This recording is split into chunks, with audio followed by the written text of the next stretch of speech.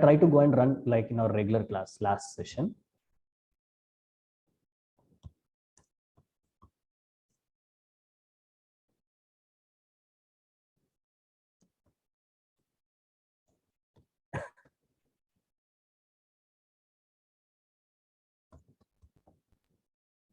We have some CentOS and Ubuntu things, but we don't have anything related to HTTP.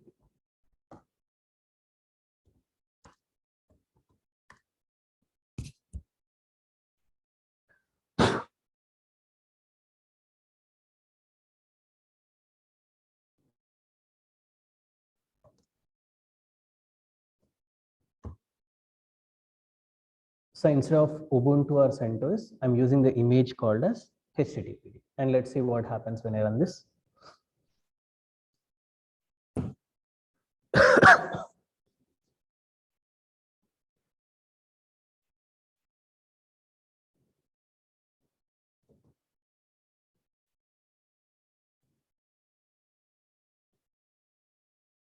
And we can see one HTTP container is running up, and you can see it is running on port 80.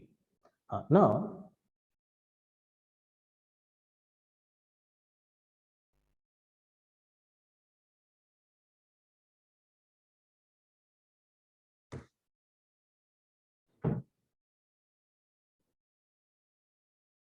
am I getting anything? Nothing, right? You can see there is nothing running on this particular address. But here it says we have server running. But where is this web server running?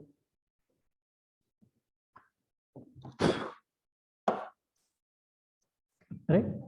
It is running from the container. It is not running from the host. Now, how do I check the address of the container?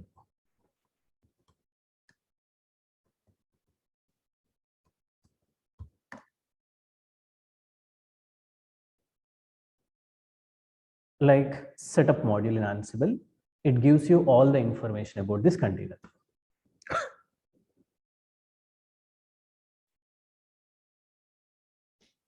Its MAC address, where it is running, which port it is opened. It is showing you all the information related to that part. If I take this address,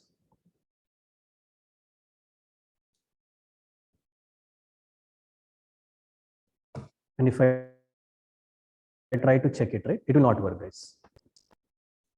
After some time it fails. Why? Because it's a private IP.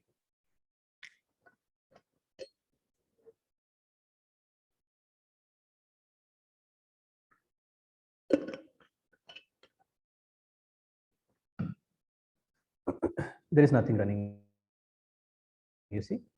Now the problem here is, whatever the web services or web applications we are trying to run from the containers, the container network is disassociated from your host network, meaning it is not available from the outside world. If you want to see it from the diagrammatic perspective,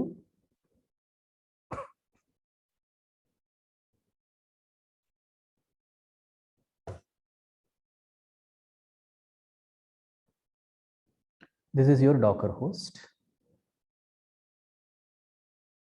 In this, there can be multiple containers that are running for you.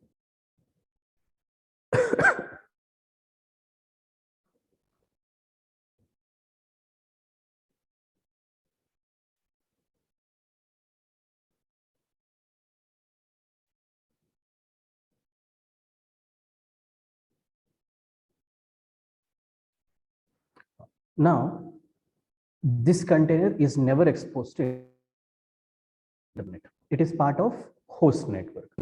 If anyone wants to contact your containers, right, by default, it is not available for you. You need to do some special operations. There is something called a port forwarding.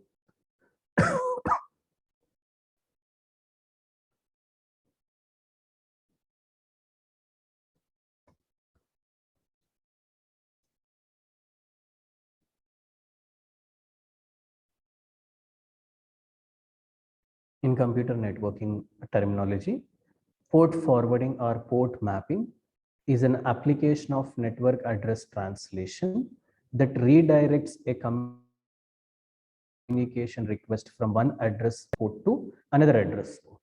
Meaning, This is our HTTPD container, correct?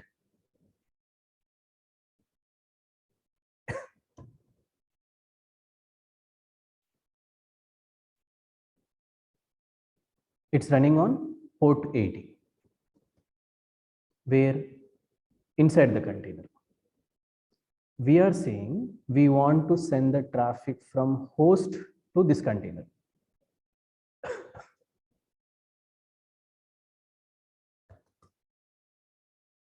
In that scenario,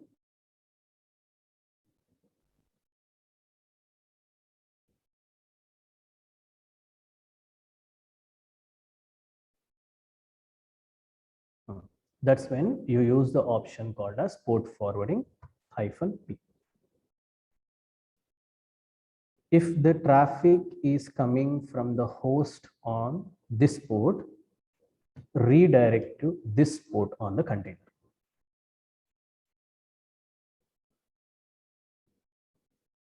Left side to the colon is host, right side to the colon is container. Right? But actually you can verify if the container is really running or not from the host. Why? Because it has its address.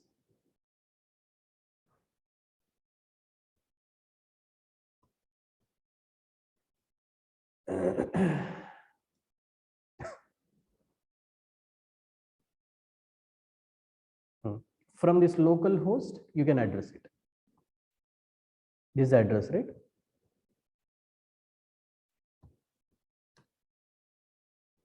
Hit this address. You see, I'm getting some HTML response, meaning we know in the container perspective, the app is running, but we can't see it from the outside world. That's when we guys need to use the option called as port forwarding. Next time what happens?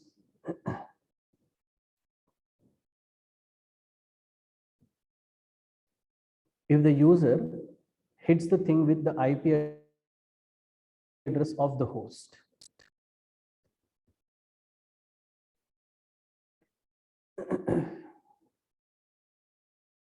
with some specific port number,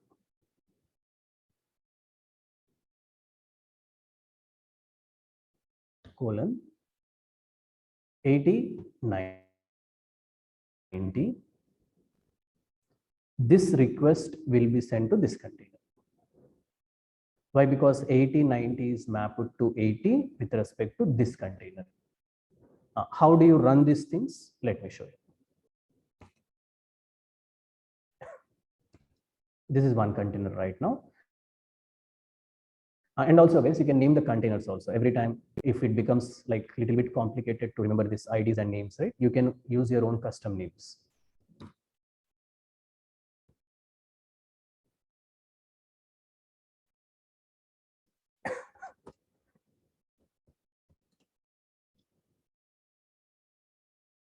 My web container, port forward, request that is coming from 8090 from the host, directed to 80 on the container. Which container? My web container. Okay. Let's run it now.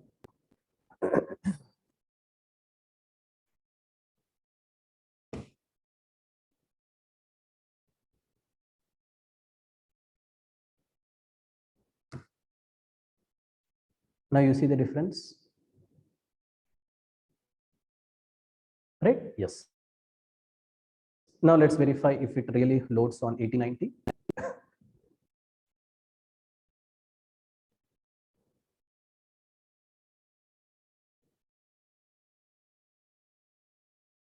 Colon 80 will not work, obviously. But let's say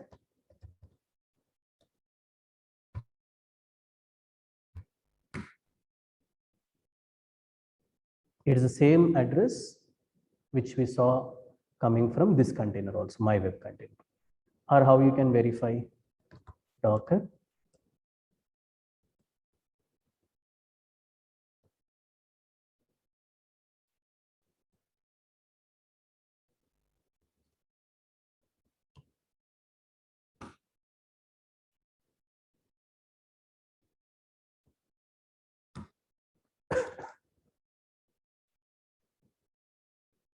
Getting the point is, or you can also do one more thing. You can log in into the container also.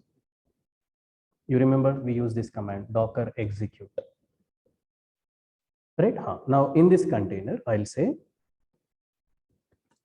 interactively on my web container use bash, meaning we want to log in into the my web container.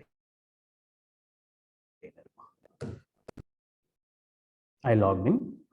Now you see guys, this is Apache container, right? So already path, everything is set up for you. In this, now the document root is different. We learned the document root is var www.html, but it's not the same thing here. There is something called like htdocs. Then how do I know that this is htdocs? You go to your page of httpd.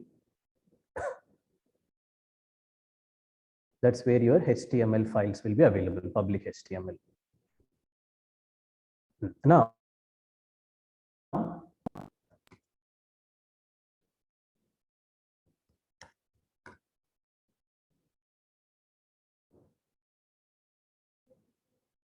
that's like the default page of Apache. It's different. Why? Because like I said, it's coming from Docker. The way you work from the virtual machines from Dockers is little bit different. But functionality wise, there is no difference. You got HTTP runtime working. You update your code, it will work. But here is the problem.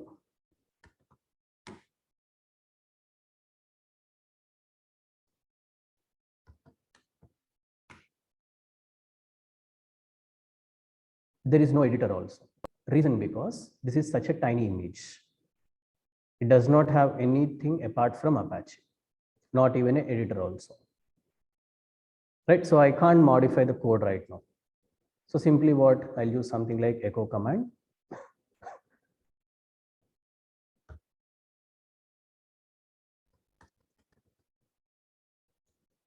I'll just redirect this output.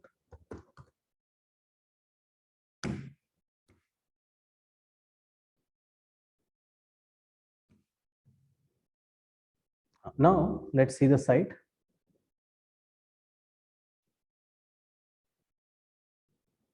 This concludes that, okay, we can run the things, but they are running from the Docker point of view. So things are quite different when it comes to the Docker perspective. Right? I hope you got the point, guys, everyone. Right? Let me unmute once. Clear with the concept, everyone? So the way you work from your virtual machines is quite different from the way you work from the Docker perspective. And it can only be defined where? From the Docker official pages. Anything you use, this is how you need to go and start working with the parts.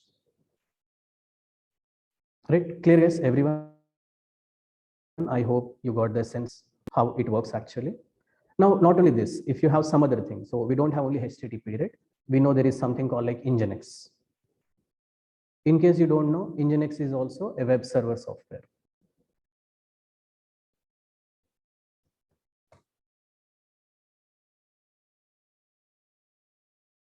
Generally what, if you want to run Nginx, you need to install, set up the things, start and go with all that, right?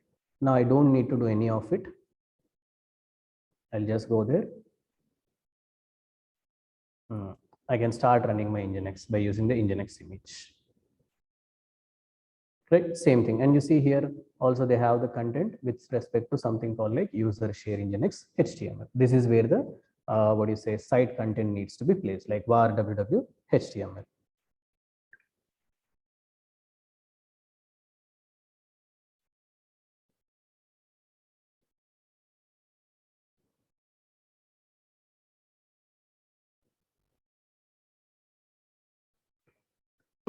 Right. Okay. Now what I'm going to do here is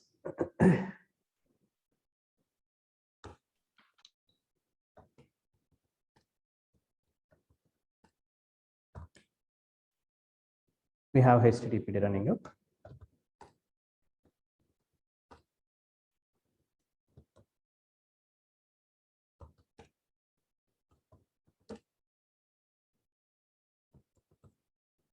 If I go with this again, I'll get the same issue.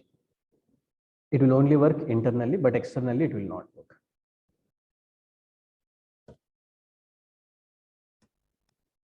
Now I can't use this port, guys. 8090 is already on the host level. Our my web container occupied it. So now I can't use this 8090. Anything from 8090 you can go with.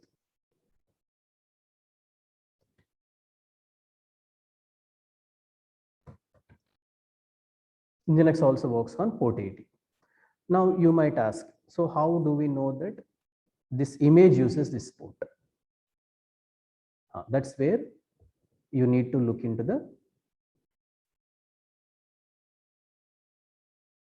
your image files.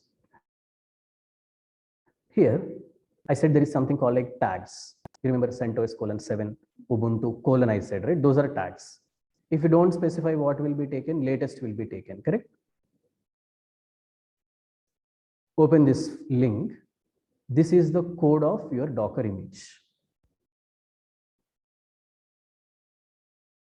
And you can actually check. You see, they're using some user add command. Then they're using apt-get command. This is like your Ubuntu machines.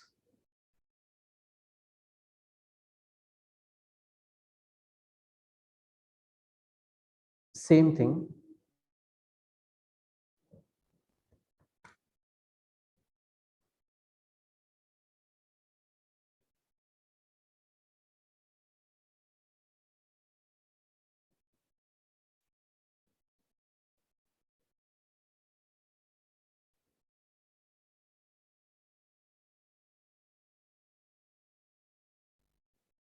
These are all HTTP related things.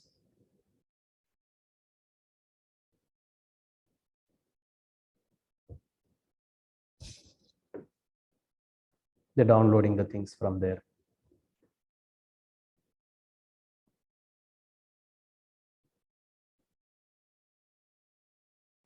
I guess I hope now you're getting a little bit sense like how they're working. Now let's imagine you're working with something like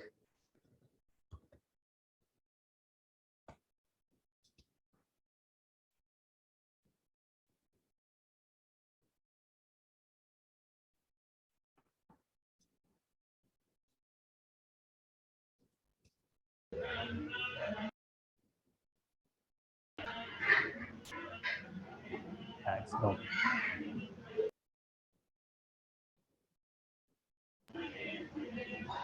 They have given it in some other location. Let's see.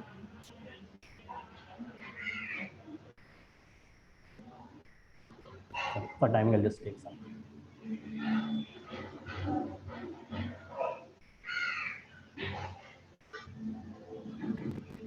I hope you got the point.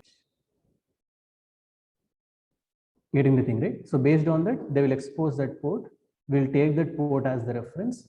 Then we'll start opening the ports. Nginx was also working on 80, so I specified this thing. This left side is your choice. Based upon your host, what you want to open, you can open it.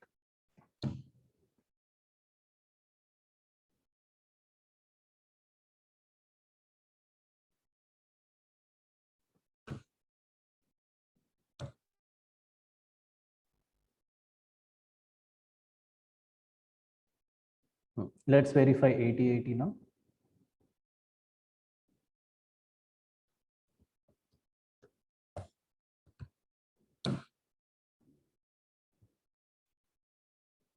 Right? Hope you got the logic. So on this basis, we can go ahead and work with. But is it my application actually? This is what just providing you the runtime. So according to our criteria,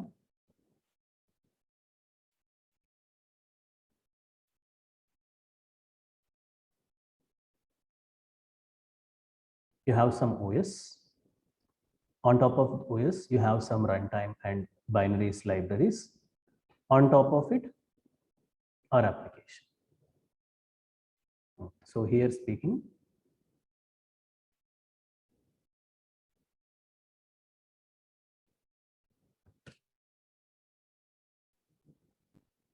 we are not bothered about it. Someone else manages it for us.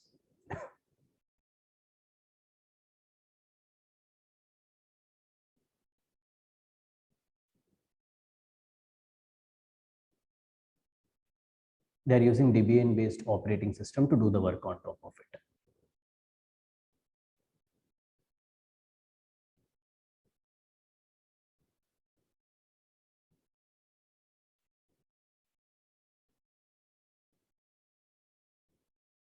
They're using something else.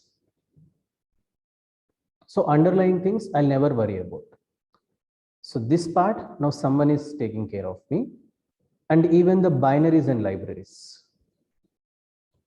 You need Java. Do you need HTTPD? Do you need Nginx? Do you need Tomcat? Yes. Someone else is there for me to take care of all this. On top of it, application is under your control.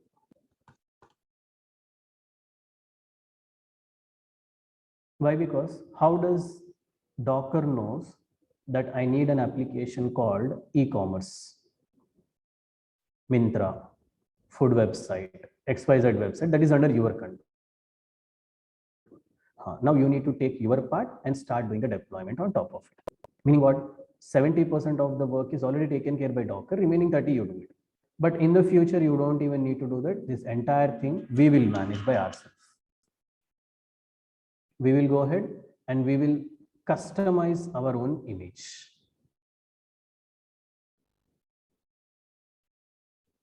Those are called as custom images, which is basically Dockerizing your applications.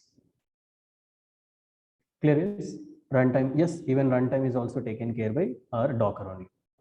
Why? Because you have got everything. You just go ahead, every popular framework out there, you got it here. You want PHP, you got PHP. You want Java, you got Java.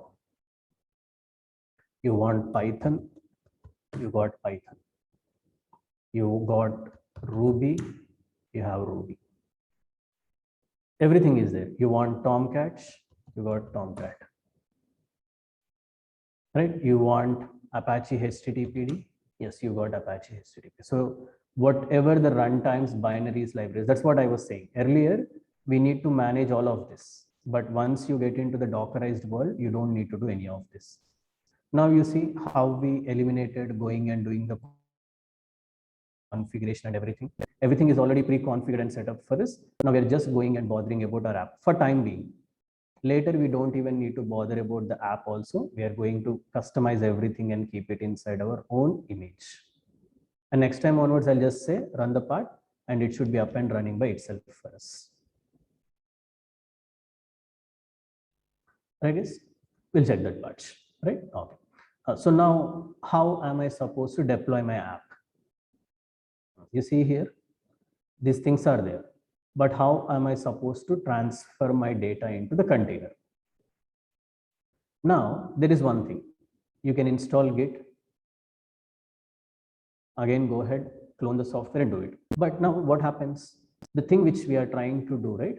We are going opposite of it. See, we have our HTTPD container. This is the size.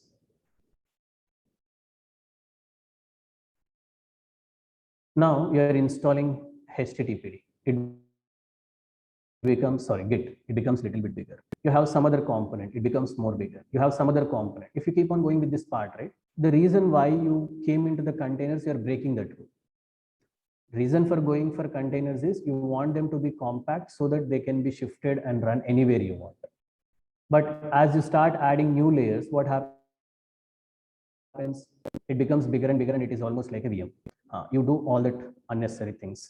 I mean, like you avoid all that unnecessary things. And further, there are two options.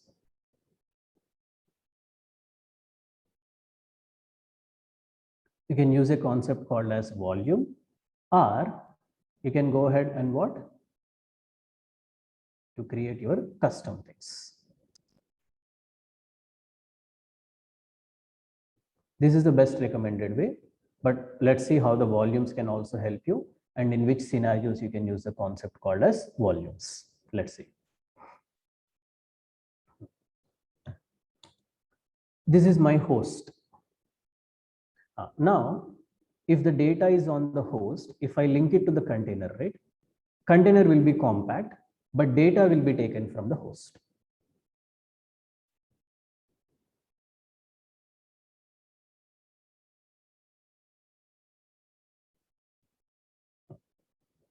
So this is my host. We don't want to increase the size of it. I'm saying I'll keep my data here in the host.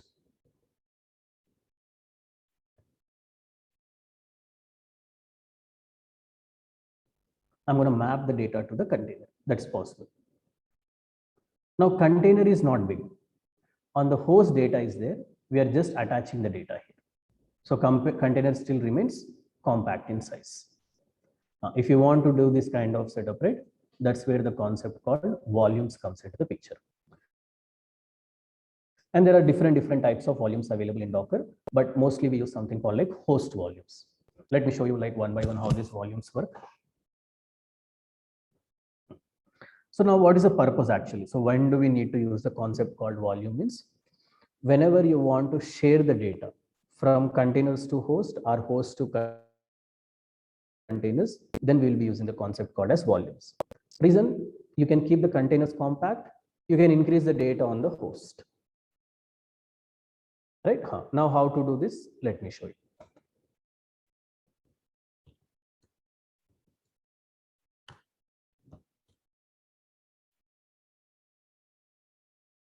This is a command which will show you what are the volumes you have. And now the advantage of using the volumes is if you remove the container, volumes will still exist, meaning they are independent of the life cycle of containers. So how to create the volumes is there are three types of volumes: anonymous volumes, named volumes, host volumes. First, let's see the anonymous volumes. Anonymous name itself says there will not be any kind of name. No names for anonymous volumes.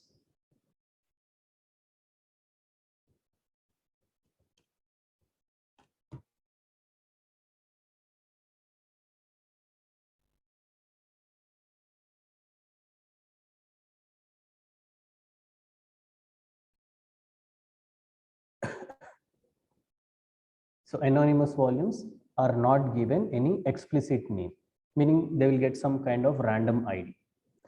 Now the problem with anonymous volumes is if you have more number of anonymous volumes, right? You don't know which volume belongs to which container. That might be a confusion for you. I'll show you the problem also. As of now, there is no volume.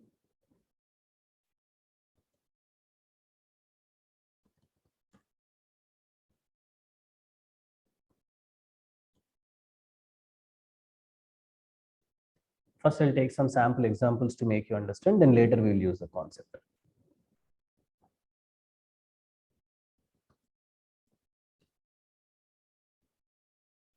I used a container called C1. Let's use Ubuntu to test the feature. I did not use any volume. First, I'll show you without volumes what happens. And once you apply volume, what would be the difference? Right? There is no volume attached here.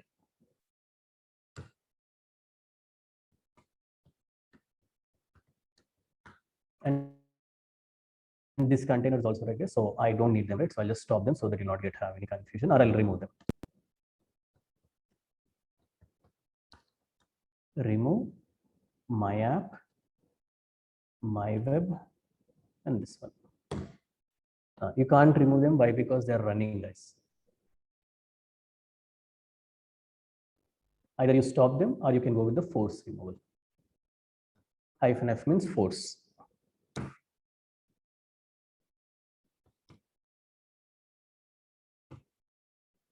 There is only C1 container.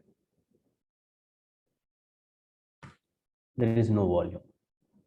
I'll do some operations on the container.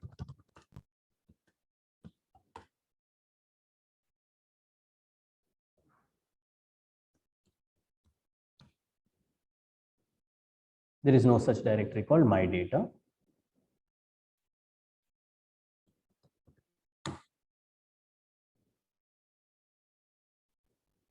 I created this directory called my data.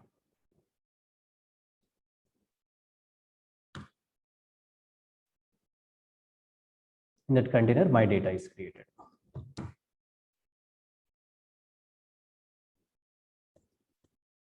Just imagine for time being,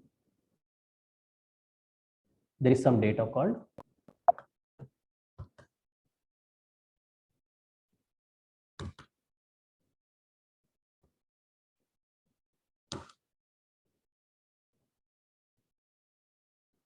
all right. I hope you got the logic.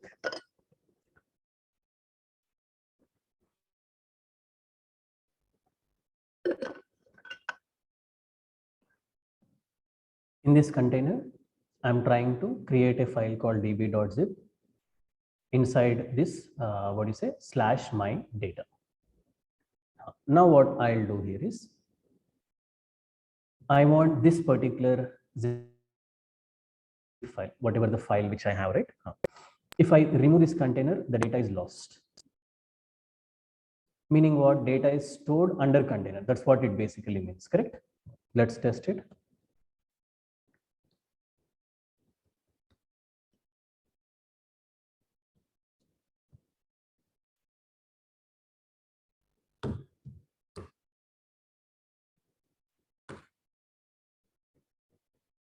Container is lost. Along with the container, data is also lost. This time, I'll do a little bit different approach.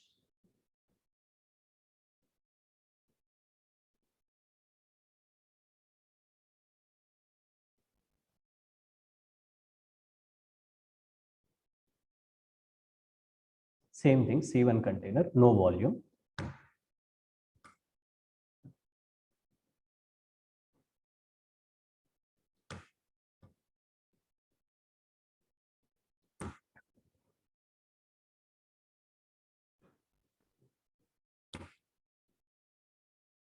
Right, without volume. Now, there is no volume.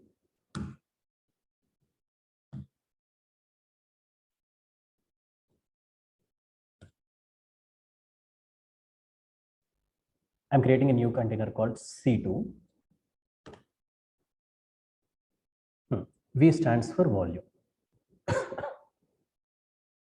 Okay. In this, where do you want to specify the volume path? It takes path. Which path?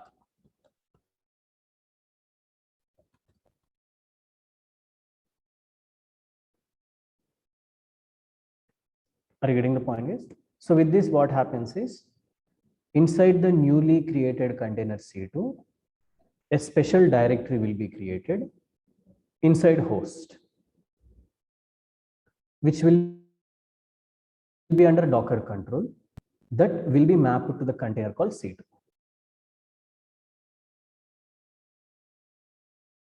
This data will be there on host in some location. This location will be dynamically generated by Docker. This location will be mapped to this particular container.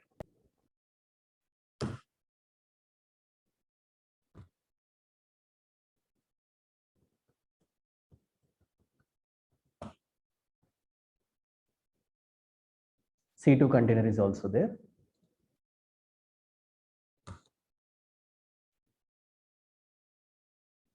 Earlier we didn't see it. Now we can see a big number that was generated. Basically, it's called as volume ID. This volume is attached to the container called C2 in the location called as my data. You see, I never logged into C2 container or never created something called like my data, right?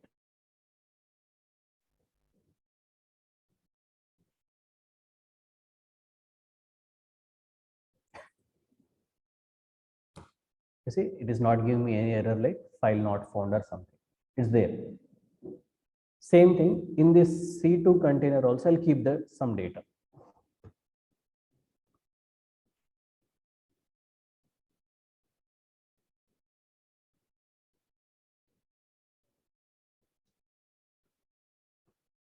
Right? Hope you got the point. We are doing this in the C2.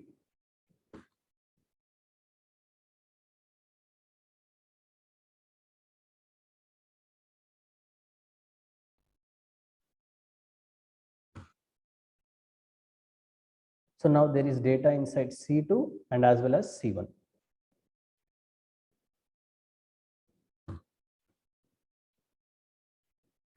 But the difference is Our C1 volume, it does not have any volume, but whereas C2 has volume. How we can verify is, you see the volume ID 72D8FFDV, some huge number it came up, right? Docker container inspect C1.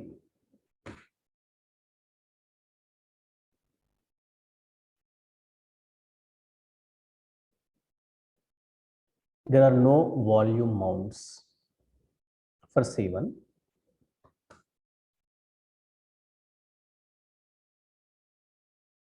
Check for C2.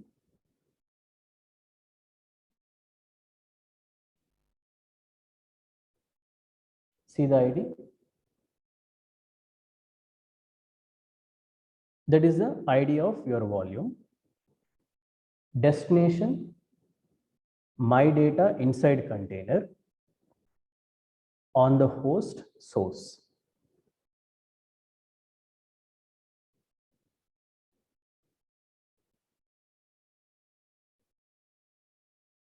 I'll copy this link.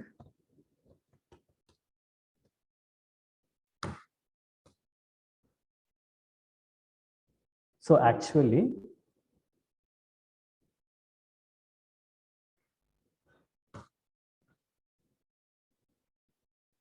this slash my data is mapped to this location on the host. That's what the difference. So even though I remove this container called C2, still the data will be there in this volume.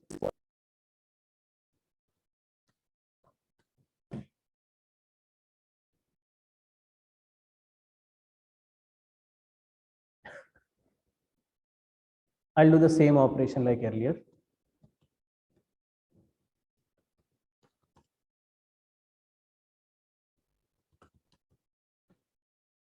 I'm removing both C1 and C2. According to this logic, whatever the zip file we have, right, that should be removed actually, correct? We already tested on C1 earlier.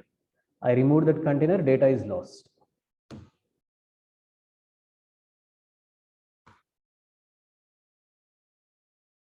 Volume still exists, meaning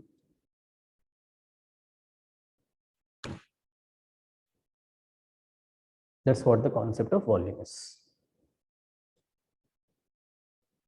You see, this will not be deleted unless you explicitly delete it. If you delete this part, then data is lost. That is one of the purposes of Docker containers volumes.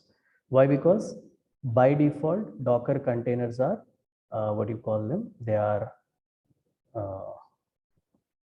ephemeral in nature, or also we can call them as non-persistent. Non-persistent means whenever there is, what do you say, your container is removed, along with your container, data is also removed. That's what non-persistent means. Persistent means it should be independent. Life cycle of the container should be different. Data of the container should be different. Those are called as persistent.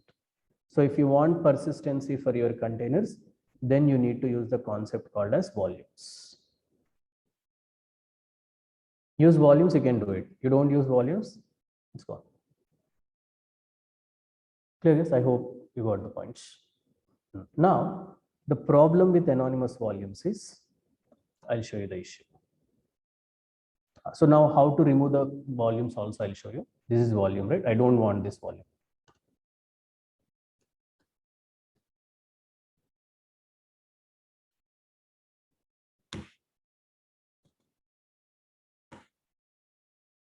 There is no volume. This time what I'll do is,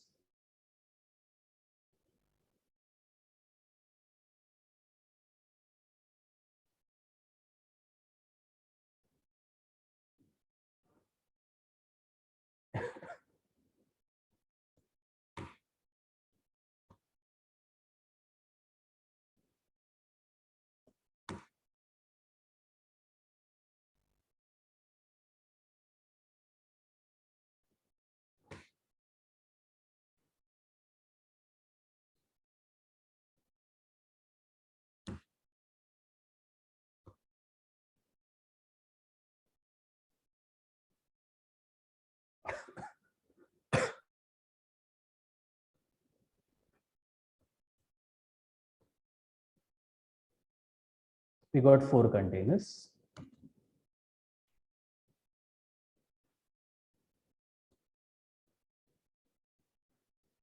How do I know which container belongs to which volume? That's the problem. Every time I need to use that inspect command, go check, then re-verify. If I don't want any of that, that's when I can go with named volumes. See, that's complicated now. Every time I need to check, okay, I'll take C1 container.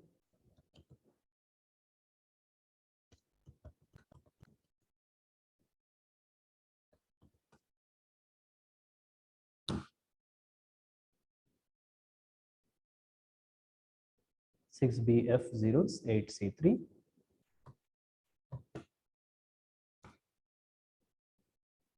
This is the one which belongs to the C1 container. Right? So if you have more number of containers, it becomes more complicated to identify. If you want to resolve this problem, and also sometimes what you want common data across multiple containers, then also you can go with the concept called as named volumes.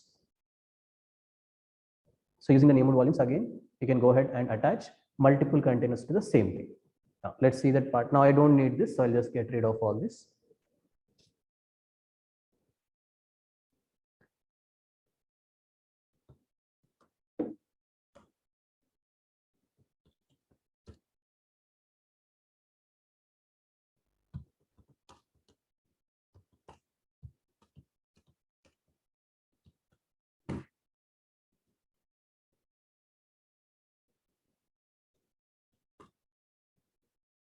Though I removed the containers, volumes still exist. Right? Yes. Now, if you don't want the volumes to individually delete, right, you have an option called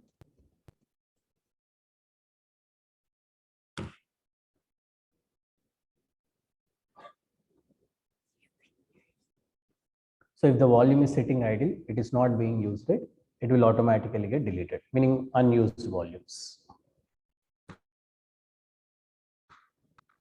All the 4 got deleted. Right? Yes. Hope you got the point. So now we have the containers removed, volumes removed. Now imagine that we are working with a scenario where some common data is required and the data should be available to all the containers. That's when we use the concept called as named volumes.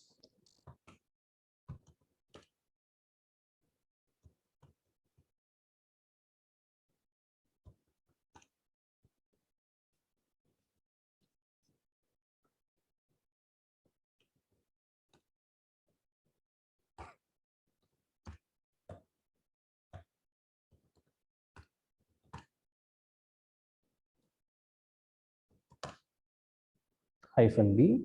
Now you need to specify the name of the volume.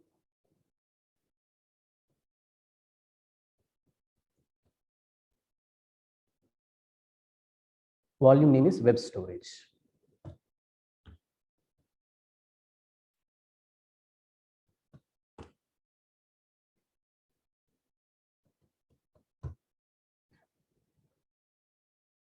What this command basically does is it will create a volume with the name called web storage.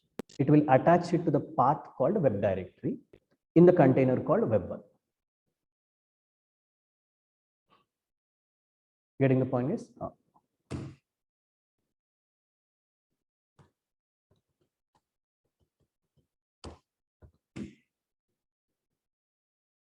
You got web1 container.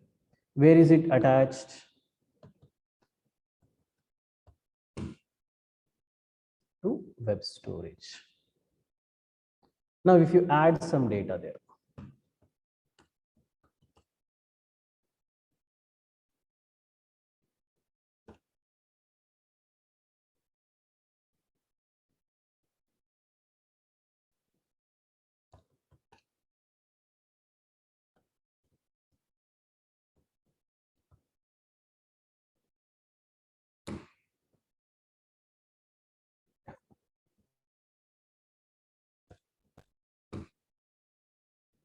Now the data is updated not on the web1 container. It got updated in the volume called web storage. But we can see the data.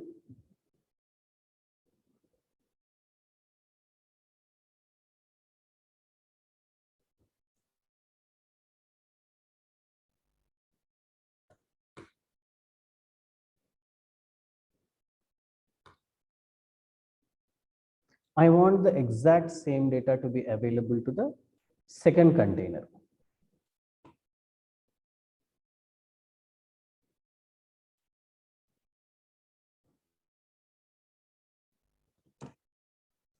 Now I want to reuse the volume.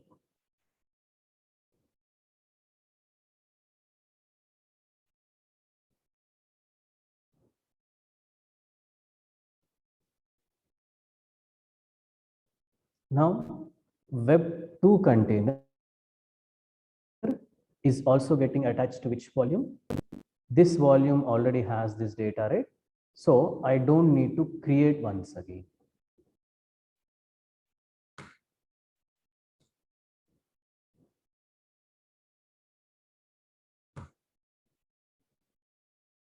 Web1 and Web2 are there.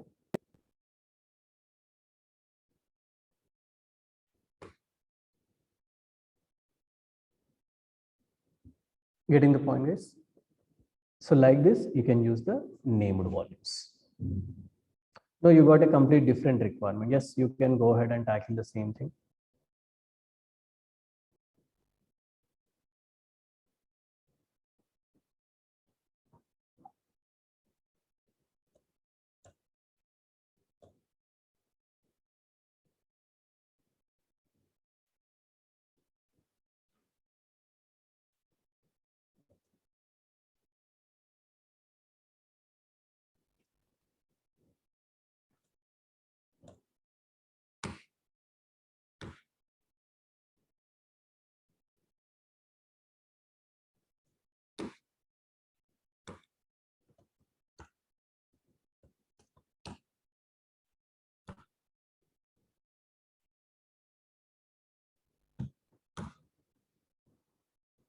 Two of these containers are using this volume.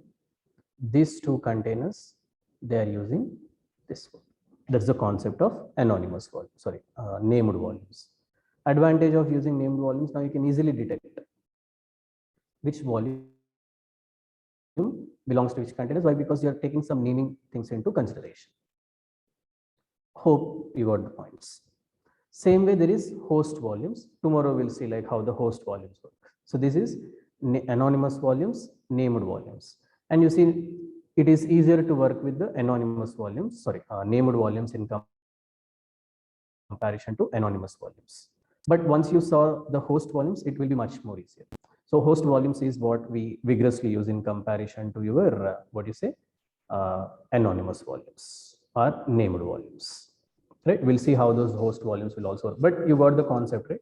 So the purpose of volumes is you want to achieve persistency for containers.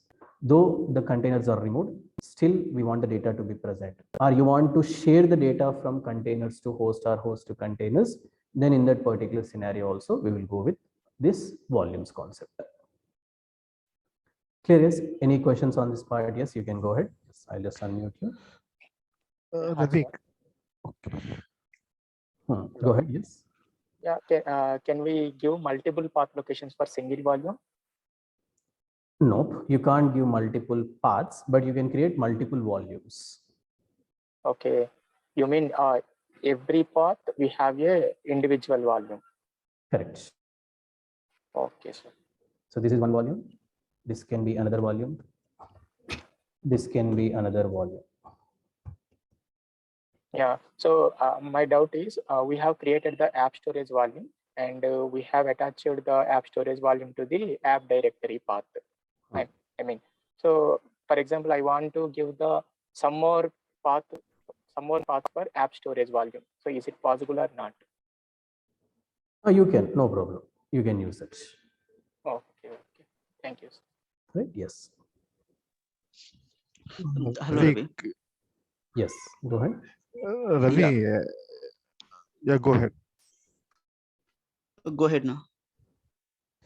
Ravi, actually, this example single volume we attach it to two containers. So we can unmap to one container for same volume. Is it possible? Sorry, you want to?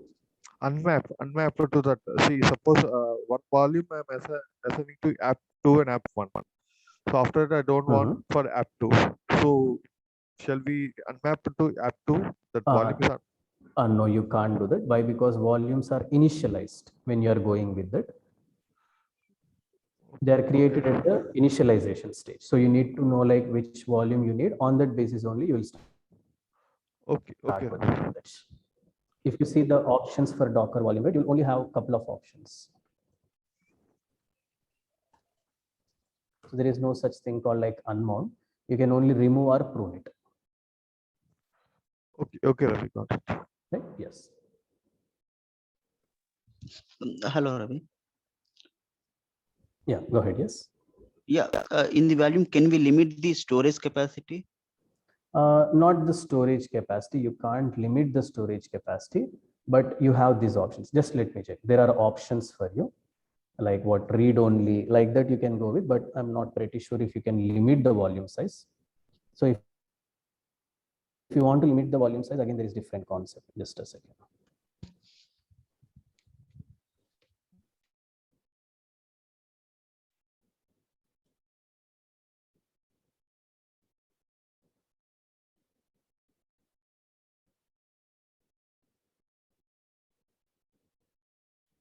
Just a second. Let me check the help option.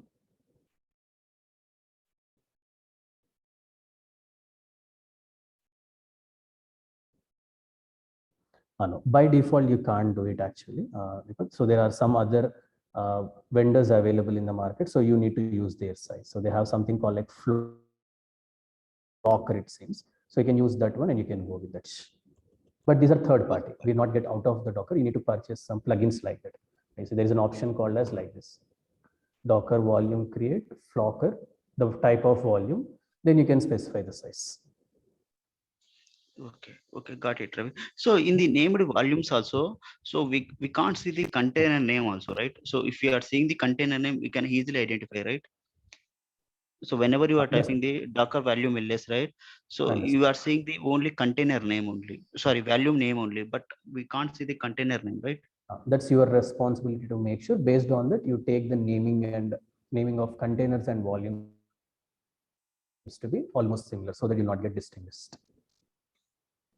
I hope you got the point. So I created app 1 and app 2, and I created app volume as it so that you can get some kind of distinction, like so that you can map it like that. Okay, got it. Thank you. You need to take care of it. Docker does not know, right? So we can just only use the volume option name like that, but you need to have the close resemblance. I thought that it will show the container name also. So is there any other command? No, we don't have any such thing. Yes. Okay, thank you. Hi, Ravi. Yeah, go ahead. So we are taking like HTTP, Apache, and Nginx, like these things. So can we take these tools like